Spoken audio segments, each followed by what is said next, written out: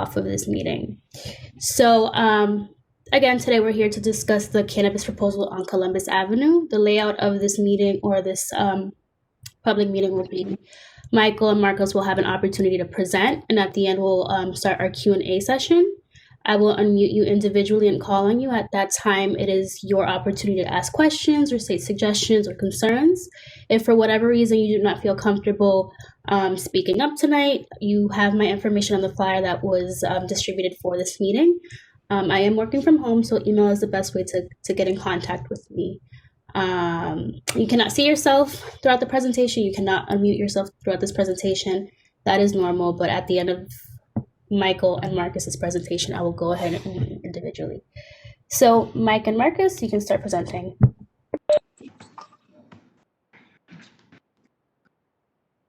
Mike, want to make it like the widescreen or full screen?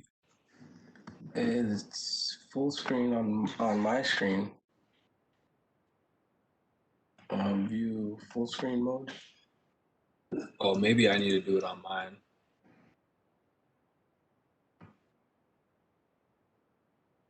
Yep, okay, sorry. All right, ready? All right, good evening. Thank you all for attending. My name is Marcus Johnson Smith. I'm with my partner, Michael Pires. We are the co-founders and co-owners of the KG Collective. We're proposing a cannabis retail dispensary at 1589 Columbus Street in Boston, Mass. And we'll kind of just talk in a bit of detail about the proposal. Can you go to the next slide, Mike? So Michael and I prepared this slide to really, create a sense of who we are, what we're looking to propose in the community as business operators. So just take a second to just digest this slide because I think it really represents who we are and what we're proposing to the community. Next slide, Mike. So Michael and I, we're proposing a dispensary at 1589 Columbus Ave. And this dispensary concept is really born out of a retail business Michael and I started nearly 10 years ago, Kush Groove. Kush Groove is a retail smoke shop and cannabis merchandise and accessories brand that we founded about 10 years ago. We have 2 locations today where we just sell tobacco and cannabis accessories, no cannabis products. But those locations are at 1536 Tremont Street in Mission Hill. And we also have another one in Cambridge as well. Our 1536 Tremont Street location has been open, been in business, and it's also been compliant at that location for about almost going on 6 years now. So Michael and I, are really seasoned in this cannabis retail space, and what we're proposing is just kind of a maturation of our brand and what we've been doing with the smoke shops in Cambridge and Boston. Next slide.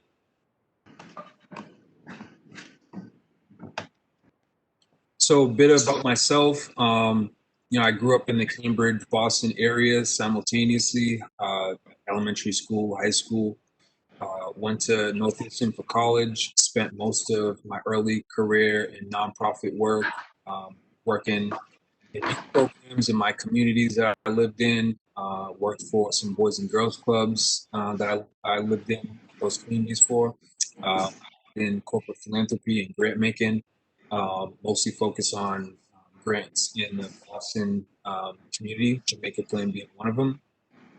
So that's kind of really where my professional background has led me to prior to getting into the cannabis space. I'll kind of leave the floor open for Mike to give a little introduction about himself as well.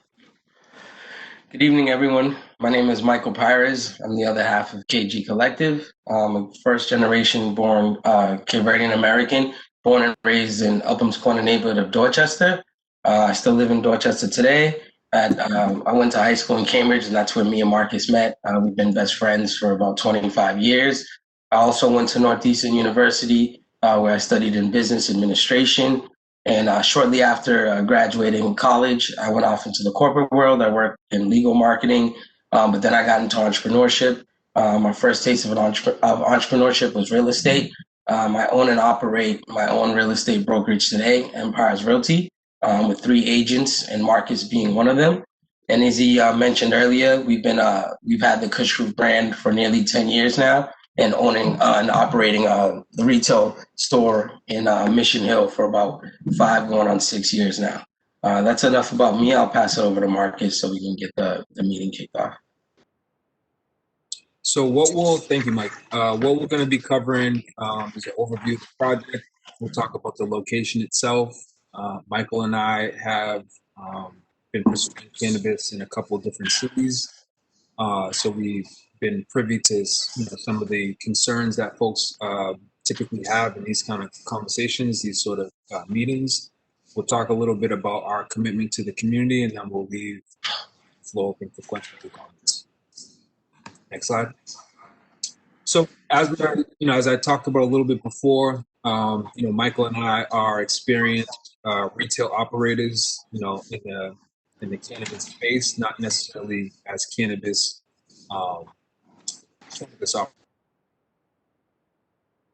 operators in this cannabis space, and brand is really building off or the proposed cannabis dispensary that we're building or proposing rather is building off the retail Kush Group brand that we built over the last couple of years.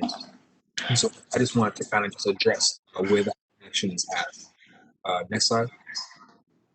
A little bit about the location. It's located at 1589 Columbus Avenue, Jamaica Plain. As of right now, Mike and I have secured a 10-year lease on the property, continuing on this cannabis approval. The building is compliant to the City of Boston and the state of Massachusetts standards around being at least 300 feet away from a public school, and also more than a half a mile away from another proposed dispensary. Michael and I are certified EV status applicants with the CCC, which gives us our review when we plan to apply. And we're looking forward to opening this dispensary somewhere around the summer, early fall of 2020.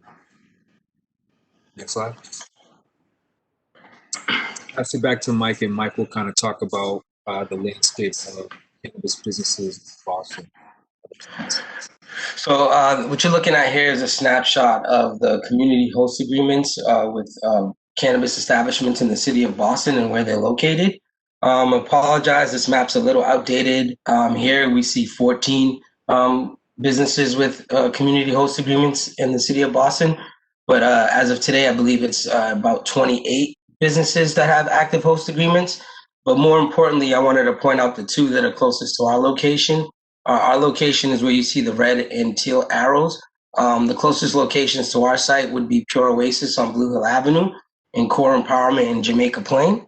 And this just give you an idea that, the city of Boston is moving rather quickly in giving these host agreements.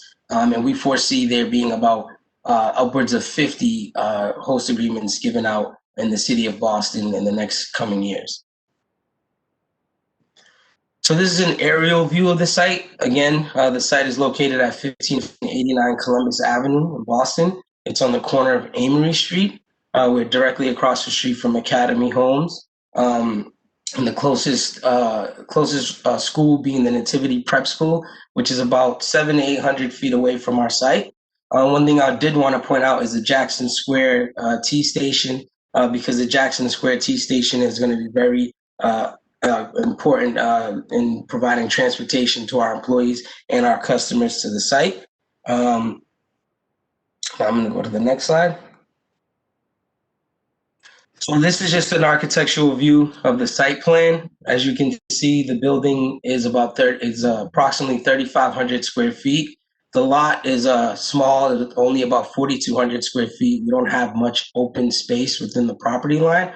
We are having discussions with our abutter of how we can utilize the easement to the left that you see here, and utilizing the space specifically just for loading and transport of product to our site.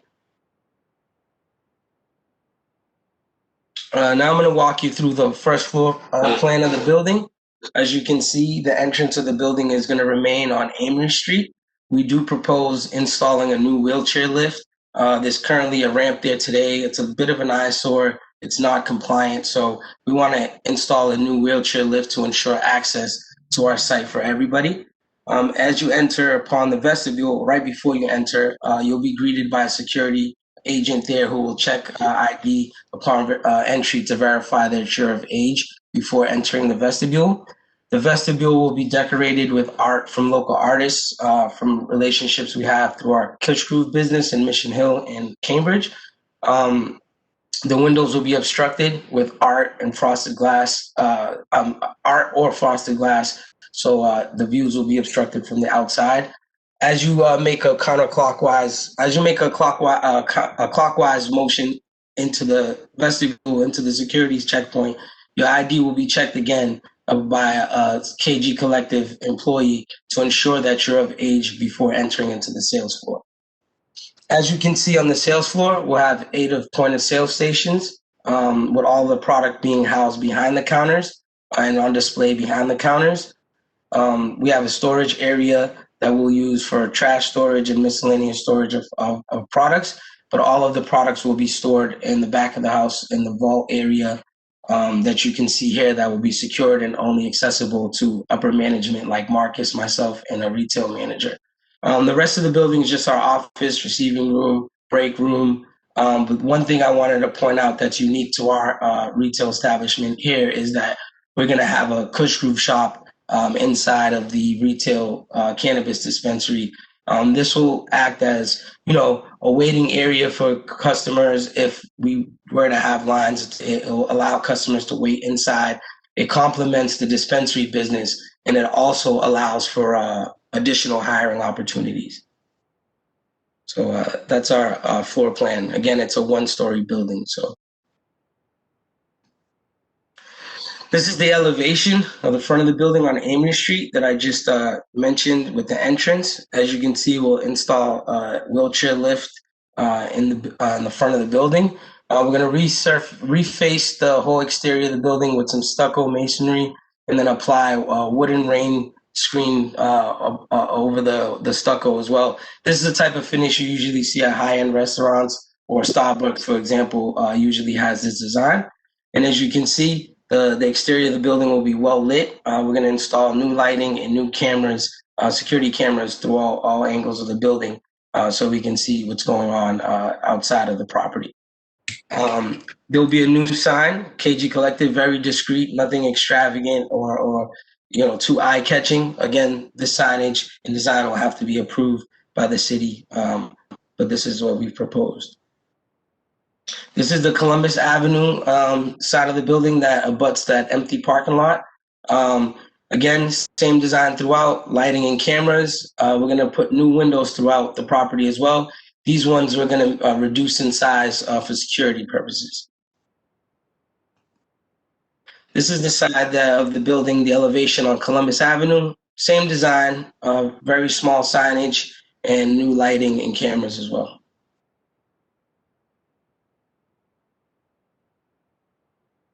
So I'm going to use this next part of the presentation to go over some of the concerns. Again, we've hosted these meetings in several communities, and this is, I believe, our 5th or 6th community outreach meeting in this community. So we want to just take this time to go over some concerns that we've heard from folks who've attended our community outreach meetings in the past. One thing that often comes up is security on the premise and the operation itself. Again, maintaining the integrity and safety of the community is very important to Marcus and I. I'm a resident of Boston. We're business owners in the city of Boston. We're from here. The last thing we want to do is be known as the guys who, create a nuisance or, add a negative impact to the neighborhood with our new business proposal. And that's not what we're here to do. So another thing that's usually associated or stigma is crime that's related to, these locations of openings of these cannabis dispensaries. But contrary to your belief, a lot of studies, specifically the one in the journal Regional Science and Urban Economics in Colorado, shows a 19% decline in areas that have, functioning and operational dispensaries. So with that being said, we're going to have on-site security at the site at all times of operation, 24/7 indoor and outdoor video surveillance. The place will always be under top-notch security. We'll have product security. All the products are going to be locked in the vault, as I mentioned. Everything's going to come prepackaged to the site. And youth diversion is something that, we have experience in. It's something that's important to us. We don't want our products to get into the hands of youth. We know that, with our policies in place, no youth will be allowed into our building. IDs will be checked, 2 times before they even enter to the establishment. And again, before someone makes a purchase. So a minor won't even make it into our business. It's going to be very discreet. As I mentioned, with the elevations, you can see the signage. Anyone walking by is just going to, see it as a regular business and not really know what's going on. But it's our top priority to, ensure that no youth get access into our cannabis establishment. Our general commitment to community safety, we want to work with the Boston Police, the Bromley Heath, and Academy Homes Task Force to have policies in place to ensure that there's no loitering in the area. And if there are any issues that, we have open lines of communication of how we can, solve any issues that may arise, but we don't see there being any because we'll have these security measures in place. Speaking of security measures, here's a look at our security plan. As you can see, all angles of the building will be covered with high-tech security cameras. We'll have motion glass breaks, we'll have hold-up alarms behind the point-of-sale stations, in the offices, and in the vault. But, we just wanted to share this with folks just so you can see the layout of the security plan for the operation on 1589 Columbus Avenue.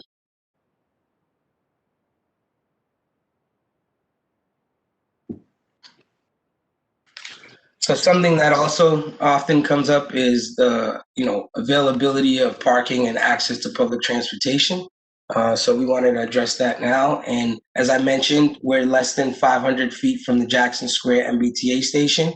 There's plenty of blue bikes in the area, and the 29, 22, and 44 bus lines stop, in the vicinity of the property. And those bus lines go into Ashmont and Mattapan Station. There is no on-site parking, but we do plan to work, out a plan, or the goal is to work out a plan with our abutter of how we can utilize the easement for the loading of product and monies being taken to our financial institution. Products will be delivered 2 to 3 times a week. Money will probably be picked up about twice a week as well. And we understand that there's, no availability of on-site parking on our site. We are speaking with some of the abutters and other property owners in the area to see what we can do to, possibly lease some parking spaces for our employees and customers. I'm going to pass off the part of the presentation to Marcus so he can talk about our commitment to the community. Thanks, Mike.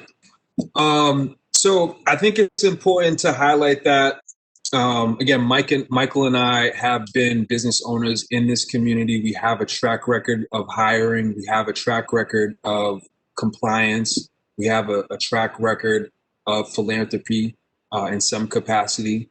So I want to kind of bring that to your attention. In the past, Michael and I have hired, our part-time staff at our Kush Crew shop, recruited them from the community. They've been residents living in the community. We've recruited them organically through our relationships in the community. For the most part, our staff have been Black and Latino men.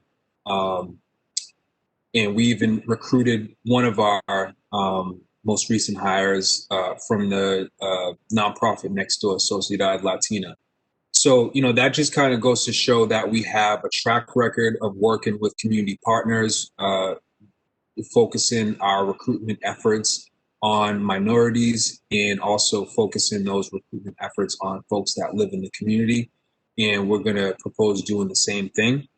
We'll work with a handful of community organizations that we've been worked with in the past to inform folks about our employment opportunities at the shop, at the dispensary. Again, with a heavy focus on minorities, women, and folks living in the vicinity of that location. Next slide, Mike. So, one component of our commitment to the community is work, it's hiring, it's career development. The other component is philanthropy. Before I got into the cannabis space, I worked as a grant maker for the Boston Foundation, and so philanthropy, community work is really dear to my heart. But I also have the skill set to evaluate nonprofits that are actually doing really good work, doing high impact work in our community. So, we identified a small handful of community organizations we'd like to support. I'll talk about those in a second, but one key thing to keep in mind is that these community organizations are supported and led by women and men of color. And so it's important for us to not only walk the walk, but talk the talk as well as Black and brown business owners who want to support Black and brown nonprofit leaders. So the first organization we've committed to supporting is Women with Purpose. Women with Purpose is a nonprofit Boston-based organization that works with women of color, connects them through networks, networking events, professional organization meetups, workshops, things of that nature. Really about empowering women in the career space. And so that's something we are committed to, and that's dear to our hearts. It's something we want to support. Next slide. Next organization is Minorities for Medical Marijuana. This is a national nonprofit organization with local chapters. The Massachusetts chapter is ran by a good friend of ours, Darrell Black. We've worked with Darrell in the past, pre-COVID, at our Cush Group location in Mission Hill, organizing educational events around just understanding cannabis in our community, in our society, but also, the pathways into the cannabis business that Mike and I have been pursuing. And so we want to continue supporting Darrell and his kind of educational platform that he uses for this. Next slide. And then finally, we want to support Beat the Odds. So Beat the Odds is a nonprofit youth organization founded by another good friend of ours from Roxbury, from Dorchester, Giovanni Lopez. Giovanni's a professional musician and created this nonprofit to really enhance the skills development of young people in the Jamaica Plain, Roxbury, Dorchester, broader Boston communities, and help them, improve their skills, their learning, their understanding of music and music programming, music production, music creation. And so through the lens of arts and music, this is what this organization does, and it's really dear to our hearts in working with the youth, and this is something we want to support. Next slide. So this is the end of the presentation. We thank you all for sitting in and listening to our proposal, and we're here at this point to really just answer and address any questions or concerns you may have. Are you guys ready to open it up? Yep. Okay. So again, I will call on you individually and unmute you. So Michael Ryskind, you're muted. Michael, can you hear me? I can hear you. Okay. Do you have any questions? Can you hear me? Yes. Very faint. Oh, okay. I'll speak up. Okay. All right. Am I the only participant on? I just noticed it just says me as the only attendee. Is that correct? No, so you can't see who's logged in, but there are 7 other participants. Okay. If you can get closer to your speaker or mic, that would be helpful. I'll speak up and try to do that. Okay. Is that better? Okay. So I attended the neighborhood council presentation that you did on the 22nd, and I asked some questions at that time. I have a few more that I left. One is what's the size of the selling space, and how does it compare, if you know, to the core empowerment one in Hyde Square? Our selling space, actual sales floor is a little over 1,000 square feet. I don't know the exact layout of core empowerment, but I know that their whole footprint is significantly bigger than ours. I believe they're almost 5,000 square feet in total, and we're 3,500 square feet in total. I think Okay. one thing to add too is that, from my understanding, our understanding, they're also proposing a museum in that space as well. I'm not sure how that may interact with their entire floor, but that's something that we are aware of. Sure. And part of the 1,000 square feet is going to be devoted to um, the Kush Groove retail section. No, What? Yeah. Sorry. The Kush Group retail section is a little under 300 square feet. It's like 290 or something like that. So it's a very, very small store. Right. So 700 square feet will be your retail cannabis section. No, 1,000 will be for retail cannabis, and then about 300 for the Kush Group space. An additional 300 for Kush Groove. I Yes, understand. that's Okay. right. And are you going to be cash only, or is there going to be some credit and debit sales? We People can pre-order. So I think at that time we'll be able to have some way to have the debit and credit sales. Marcus, you might know a little more about that than I do. Yeah, so from my understanding, because our Cambridge smoke shop is inside of a dispensary, so I'm able to kind of see the operations on a day to day. My understanding is you can purchase with a debit card and or cash. Banks don't allow for credit card transactions, and typically these locations will have an ATM on site. Okay, thank you. What do you think the throughput is? How many customers does your business plan say you'll be uh, servicing per hour? Well, I think the architect land or the architect drawing kind of dictates how many people are allowed in this space per time, correct? Yeah. The we can have about 17 people on the sales floor at a time.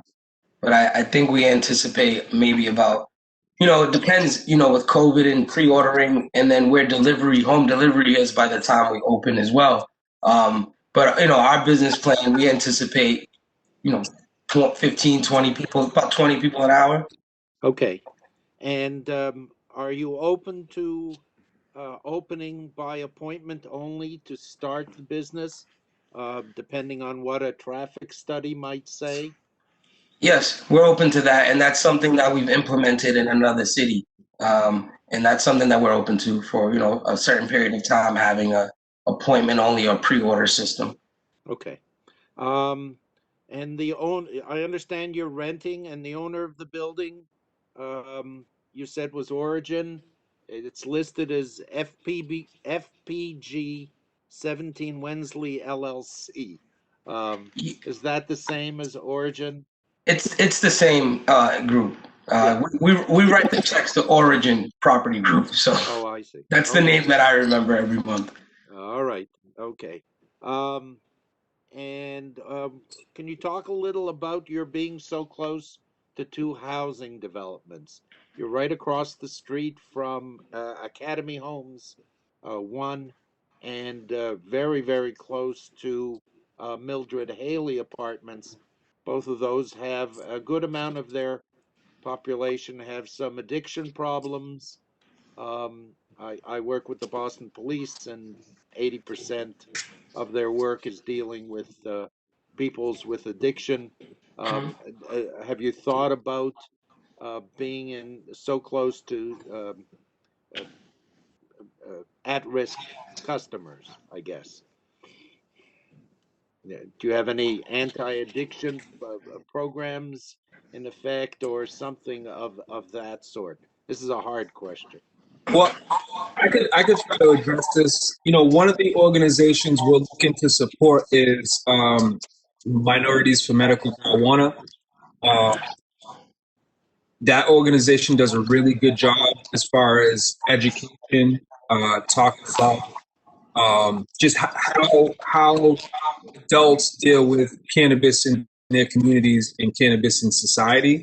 I think we'll lean a lot on that program, that organization, that platform to really have those conversations to address things of that nature. I think that's one kind of placeholder we have in place to really address those things. Um,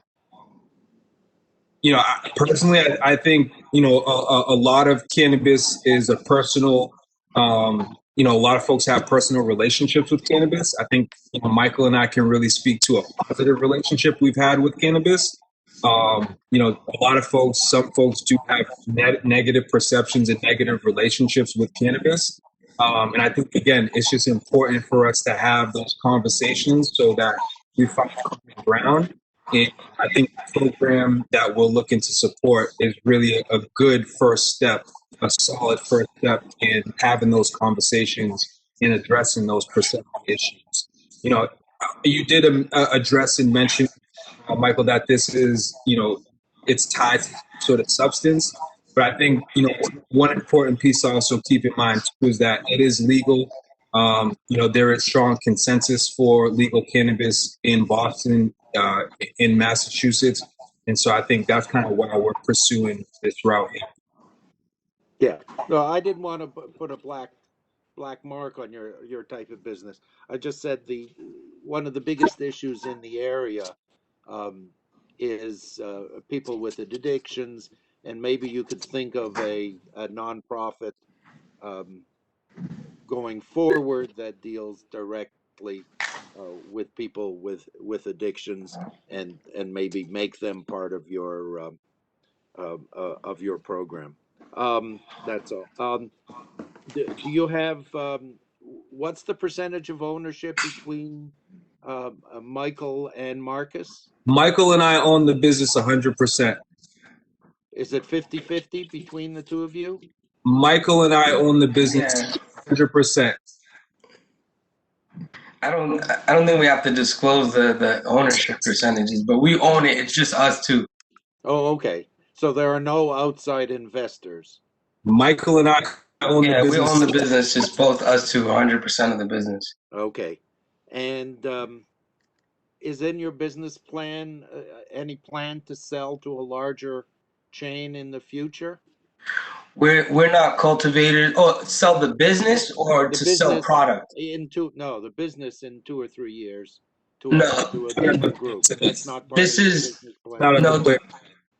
This is something that we've wanted to do the majority of our lives, and it's something we see doing for the foreseeable future. So no. Okay. And do you own or plan on owning 2 other retail cannabis establishments, one in Cambridge and one in Brockton, I understand? We're pursuing locations, yes. Yeah, we're in pursuit of those. Right. Do you think you can manage just the two of you manage 3 different locations spread out so far? Why would we be? Yeah. We're gonna have a team we're gonna have a team for 3 locations. It's not just the 2 of us. I mean, we're the 2 owners and we're the executives, but we're gonna have a team in place that will allow us to do so. The same the same thing that we've implemented to manage 2 retail stores now. But we'll have a team in place to allow us to do that, of course, Mike. Yeah. Okay, Michael, I'm gonna have to cut you off just to give enough people run through the people that called in, okay? Okay, yeah, those are all my questions. The other ones I had are just repeats from the neighborhood council. Okay. Happy to be cut off, Lindsey. Thank you. It's okay. I'm muting you, Mike. Bye. Michael, man, you're unmuted. Can you just tell me your address, please? Michael, man. Just because, yeah. Yeah, can you hear me? I can hear you. Yeah, my address is 109 Tremont Street in Brighton, Massachusetts. Okay. Do you have any questions, concerns, comments? I do not. I'm simply here as an observer, and will reach out to Michael and you, Lindsay, in the future. Okay. Marcus and Mike. Thank you so much. Mute you both because of kickback. All right, Michael, man, I muted you. Allison, you're unmuted. Oh, okay. Hi. Can you hear me okay? I can hear you. Can I Great. just get your address, please? Yeah, I live in Mission Hill, 81 Lawn Street, on the back of the hill near Jackson. I'm familiar with the Tremont Street retail establishment. So, kind of a general question, whether are you involved with the Mission Hill Main Streets group? And would you be involved with is it Foursquare, the one that includes Eggleston Main Streets program when you come to Columbus Ave? Yes, we are. And then we've met with Eggleston Main Streets about a week ago, and we had a conversation with Denise. And if we do have this business in that corridor, we'd like to be part of Eggleston's Main Streets as well. Okay, so right now you're involved with Mission Hill too, right? The Main Streets organization. Are you a member? Or? So, I mean, to what capacity? I mean, we're part of the Mission Hill Main Streets. We have a good relationship with Miss Walker over there. Okay, we're award winners of Mission Hill Main Streets. Great. So we participate in all the programs, like giving out candy, the holiday festivities. Right. Halloween. Right. Great. Yeah. I didn't quite catch it, but who are the owners of the building right now? You said 17 Wensley LLC. Do you have a person's name there? The gentleman's name that I've been in contact with, his name is Marco Bertrand.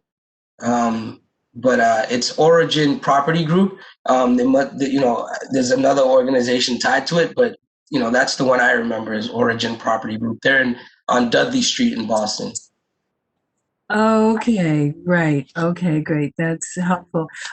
And if I could just ask one more question, because I wasn't part of any of your other meetings. Will you who's going to run security, and how many staff people will you have? We've had conversations with two organizations. We haven't decided which one exactly, but we will always have at least two staff, security staff people on site at all times. And how many staff? Two security guards. Oh, okay, but yeah, how many staff in the building when you're open?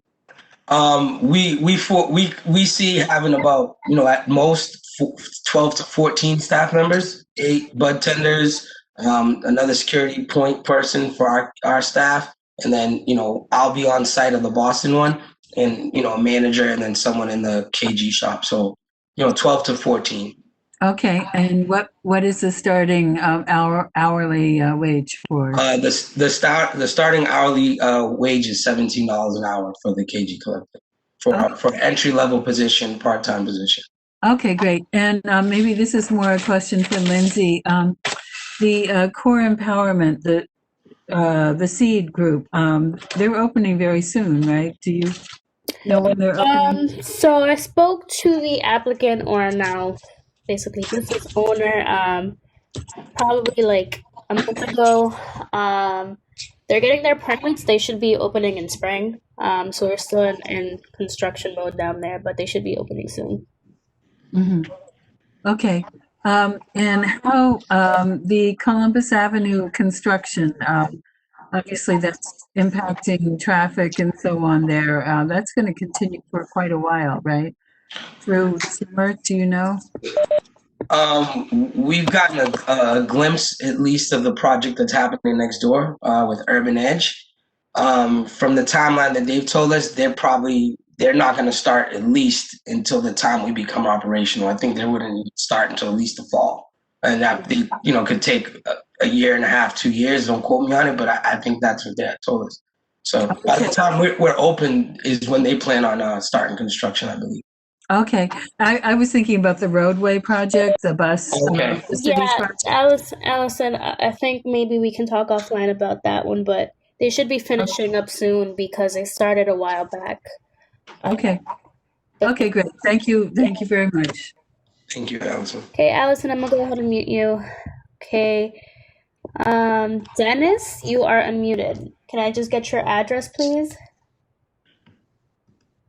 Dennis, can you hear me? Mike, can you hear me? I can hear you. Okay.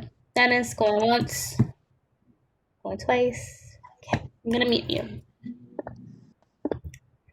Bird, can you hear me? Hi, yes, can you hear me? Yes, can I just get your address, please? I'm in Academy Homes. Okay. Do you have any So questions, I know, concerns? yeah, so I just had a question about, I know you all have identified the organizations, the specific organizations, community organizations that you're going to work with. But what specifically or how specifically do you plan on working with and supporting, for instance, the schools, that are in this immediate area? So you mentioned Nativity Prep, which is right behind you. My son actually attended Nativity Prep. So I'm just wondering what's the interaction or the support that you all are planning to provide to schools or organizations directly in this community. So again, the reason we chose the organizations we did is because of, past relationships, but we are very open to supporting more localized or hyper focused in that area organizations.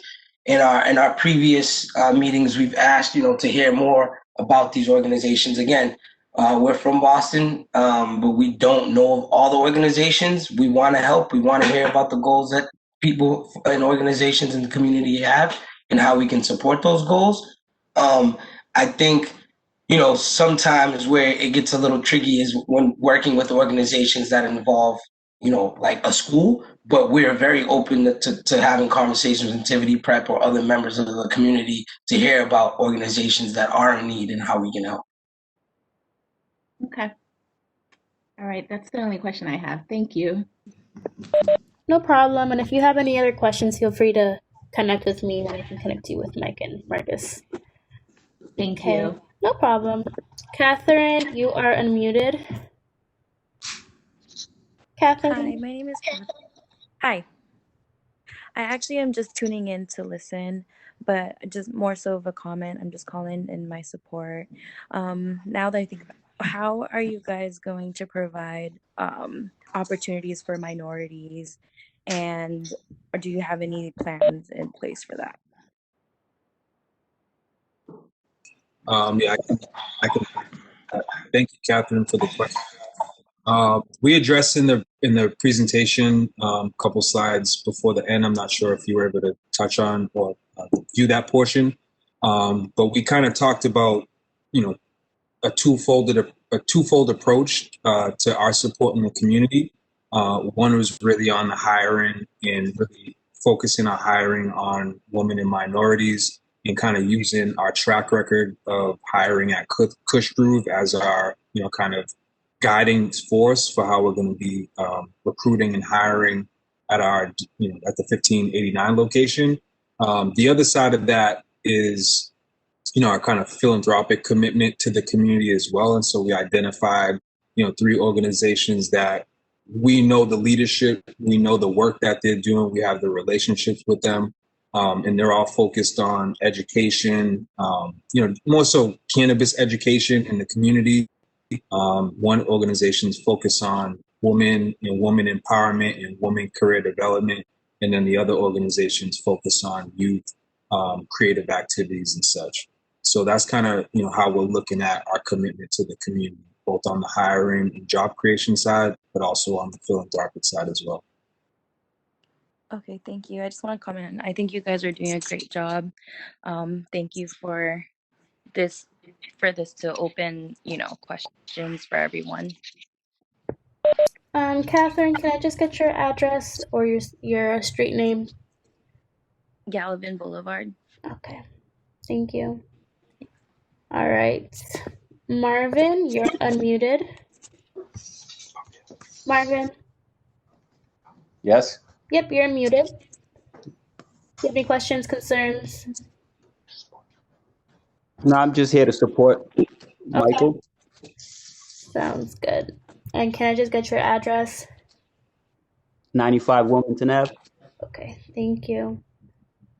And then last but not least, number 617442. Can you hear me? 617442. I didn't raise my hand.